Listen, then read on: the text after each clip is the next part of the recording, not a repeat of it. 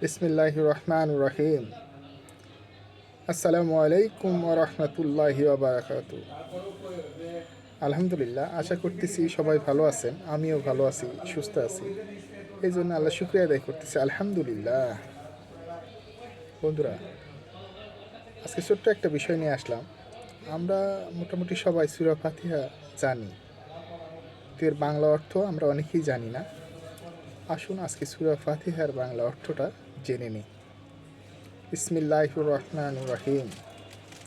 সমস্ত প্রশংসা সেই মহান রব্বুল আলামিন, যিনি সৃষ্টিকুলের সৃষ্টিকর্তা, যিনি রহমান রহিম, যিনি বিচার দিনের মালিক। আমরা কেবলই আপনার ইবাদত করি আর আপনার নিকটে সাহায্য প্রার্থনা করি। আমাদেরকে সরল পথ দেখান, তাদের পথ যাদের উপর আপনার রহমত বর্ষিত হয়েছে, তাদের পথ নয় যাদের উপর আপনার গজব নাজির হয়েছে আর যারা ধ্বংসপ্রাপ্ত। আমিন। সবাই ভালো থাকবেন, সুস্থ থাকবেন। আসসালামু আলাইকুম ওয়া রাহমাতুল্লাহি তাআলা।